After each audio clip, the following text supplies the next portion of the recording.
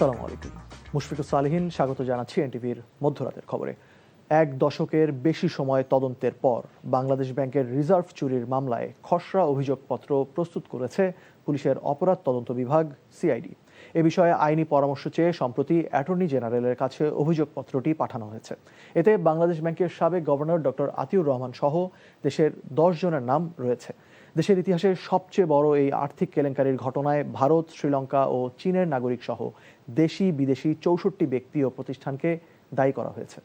রিপোর্টে আরও জানাচ্ছেন হাসান জাবেদ।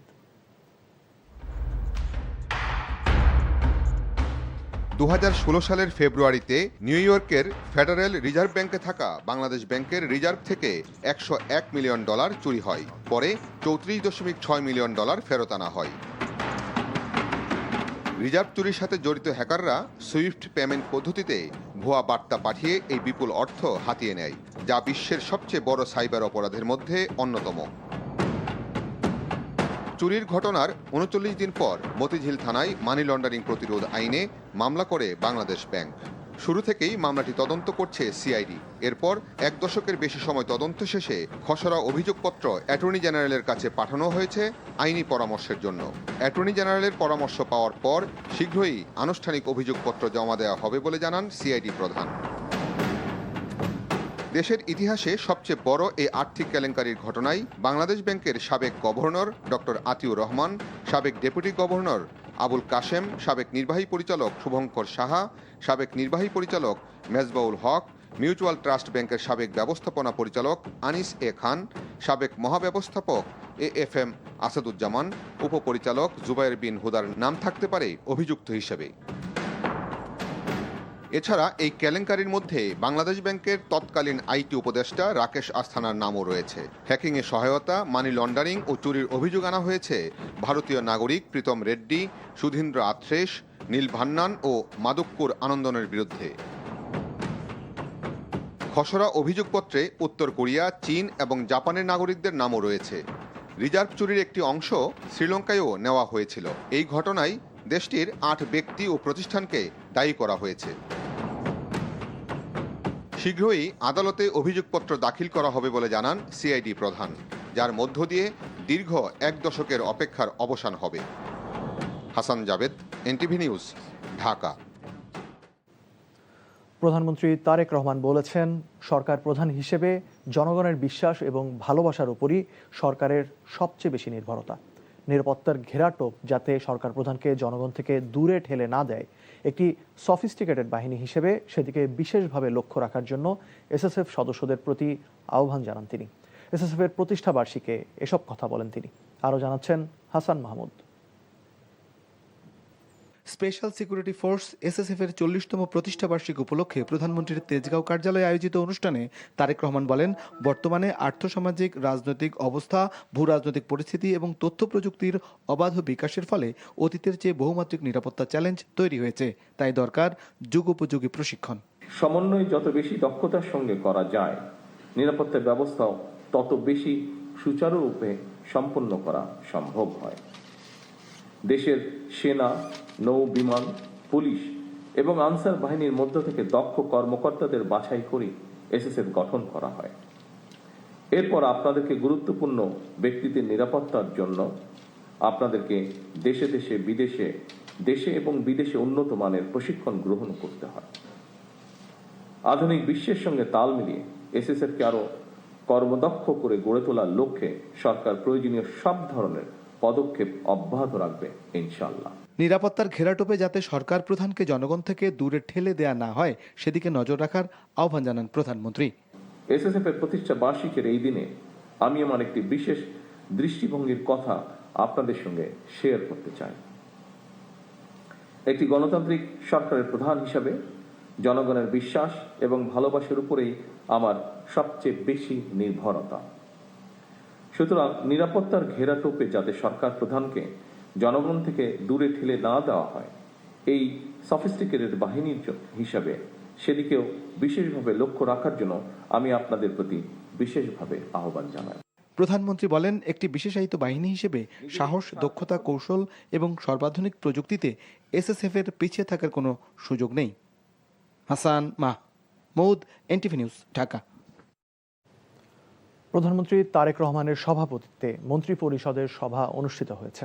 বৃহস্পতিবার সন্ধ্যায় জাতীয় সংসদ ভবনের জনপ্রশাসন সভাকক্ষে মন্ত্রিপরিষদের এই সভা অনুষ্ঠিত হয়। সভায় প্রধানমন্ত্রী উপস্থিত মন্ত্রীদের কাছে সংশ্লিষ্ট মন্ত্রণালয়ের খোঁজ খবর ও বিভিন্ন প্রকল্পের কাজের অগ্রগতি জানতে চান। এ সময় প্রধানমন্ত্রী প্রত্যেকটি প্রকল্পের কাজ যাতে নির্ধারিত সময়ের মধ্যে সম্পন্ন হয় সে বিষয়ে মন্ত্রীদের তাগিদ দেন। একই সাথে প্রকল্পের কাজের মান সংশ্লিষ্ট মন্ত্রীদের দেখভালের বিষয়ে নির্দেশনা দেন তিনি।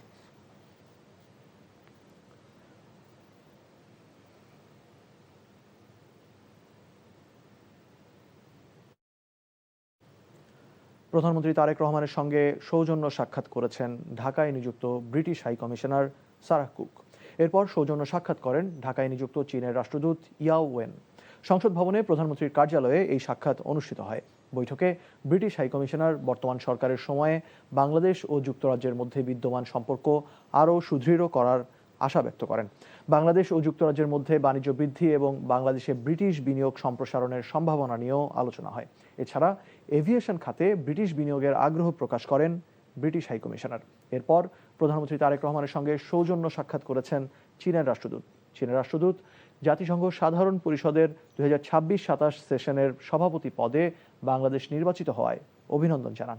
বৈঠকে চীন ও বাংলাদেশের মধ্যে দ্বিপাক্ষিক ব্যবসা বাণিজ্য, বিনিয়োগ, কারিগরি শিক্ষা এবং দুই দেশের জনগণের মধ্যে সম্পর্ক বৃদ্ধির ওপর গুরুত্ব আরোপ করা হয়। বৈঠকে পররাষ্ট্রমন্ত্রী ডক্টর খলিলুর রহমান এবং প্রধানমন্ত্রীর পররাষ্ট্র বিষয়ক উপদেষ্টা হুমায়ুন কবির উপস্থিত ছিলেন। কথিত অবৈধ অভিবাসীদের ভারত থেকে বাংলাদেশ ভূখণ্ডে ঠেলে দেওয়ার বিষয়টি নিয়ে হিউম্যান রাইটস ওয়াচের পর এবার সরব হল জাতিসংঘ। পুশিন সমস্যার সমাধানে বাংলাদেশ ভারত সংলাপের ওপর জোর দিয়েছে সংস্থাটি। নিউ ইয়র্কে সংবাদ সম্মেলনে জাতিসংঘ মহাসচিবের মুখপাত্র স্টিফেন ডুজারিক এ কথা জানিয়েছেন।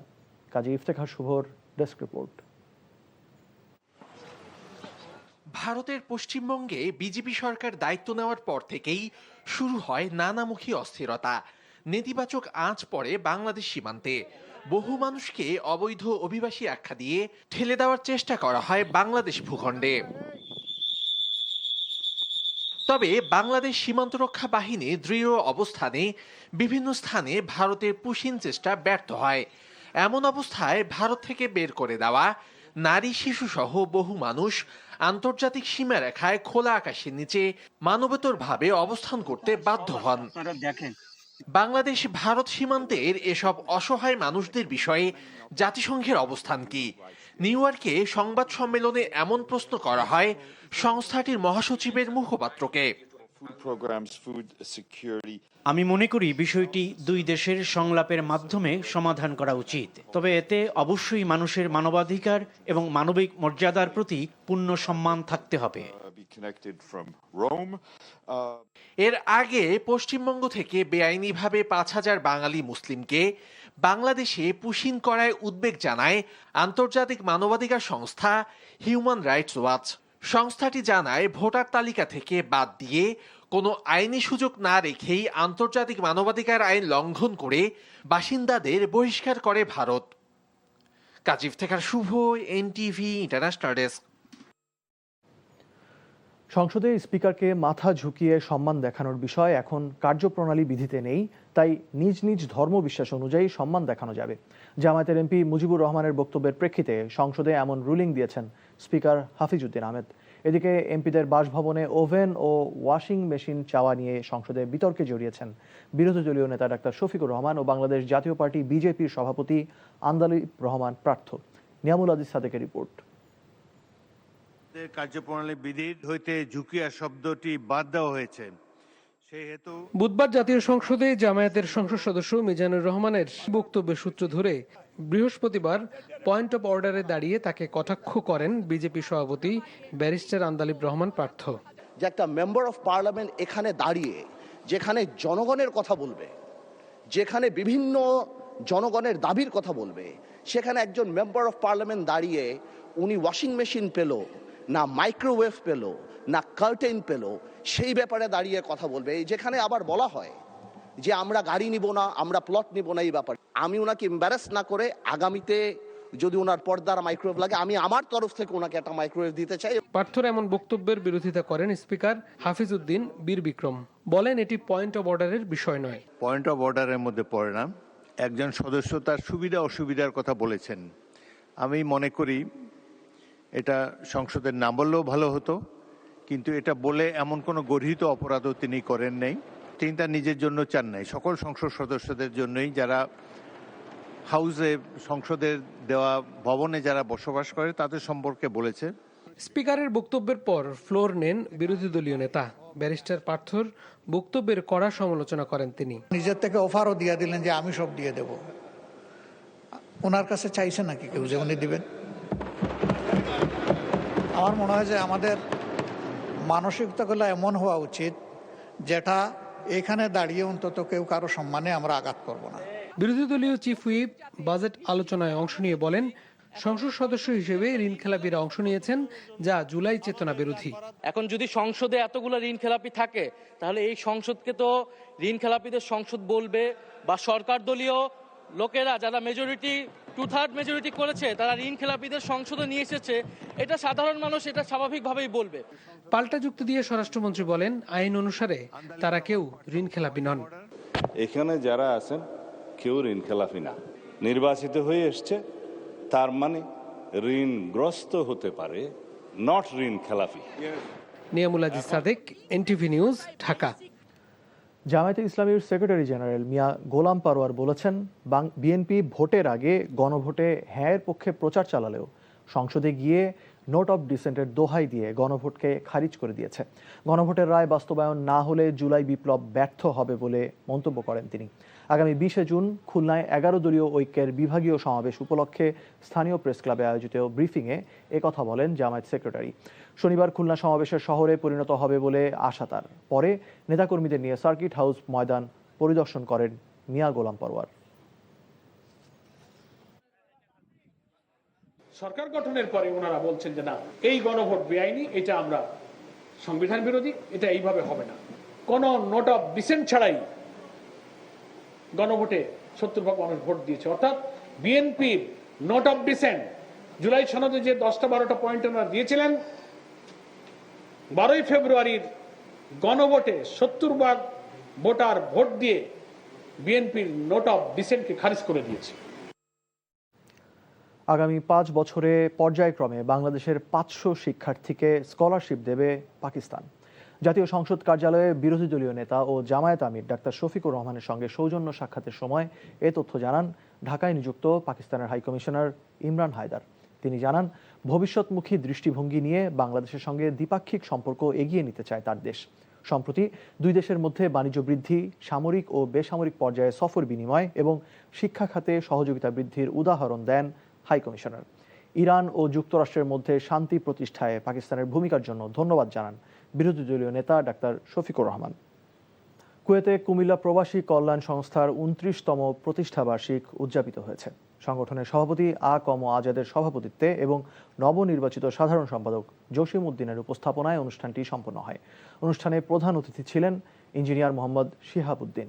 বিশেষ অতিথি ছিলেন কামাল হোসেন, হাফেজ সাইফুল ইসলাম, ইউনুস মাহমুদ মিয়াজি, মাওলানা আলমগীর সহ অন্যরা। এছাড়াও সংস্থার উন্নয়ন ও সামাজিক সেবা কার্যক্রমে বিশেষ অবদান রাখায় এনটিভির কুয়েত প্রতিনিধি আলামিন সরকার সহ বেশ কয়েকজন গুণী ব্যক্তিত্বকে সম্মাননা প্রদান করা হয়। কাতারে হারিস চৌধুরী ফাউন্ডেশনের সভাপতি, সিলেট জেলা জাতীয়তাবাদী ফোরামের সহ সভাপতি এবং জালালাবাদ অ্যাসোসিয়েশন কাতারের সহ সাহিত্য বিষয়ক সম্পাদক হাসান আহমদকে হামাদ আন্তর্জাতিক বিমানবন্দরে অভ্যর্থনা জানানো হয়েছে। কাতার প্রতিনিধি জানান, এ সময় জালালাবাদ অ্যাসোসিয়েশন কাতারের সহ সভাপতি জুবের খান, সাধারণ সম্পাদক আহমদ মালেক, সাংগঠনিক সম্পাদক আহমদ নবী নোমান, সহ সাংগঠনিক সম্পাদক ফয়েজ আহমদ, আব্দুল হামিদ, আব্দুল জলিল সহ বিভিন্ন সংগঠনের নেতৃবৃন্দ উপস্থিত ছিলেন। দীর্ঘদিন পর সাক্ষাতে তারা পরস্পর কোলাকুলি করেন ও কুশলাদি জানতে চান। এই ছিল মধ্যরাতের খবরে। এই খবরের ভিডিও সহ আপডেট জানতে ভিজিট করুন এনটিভি অনলাইন www.ntvbb.com। এছাড়াও এনটিভির জনপ্রিয় সব অনুষ্ঠান ও খবরের আপডেট জানতে ভিজিট করুন আমাদের ইউটিউব ও ভেরিফাইড ফেসবুক পেজ। ধন্যবাদ সবাইকে, শুভরাত্রি।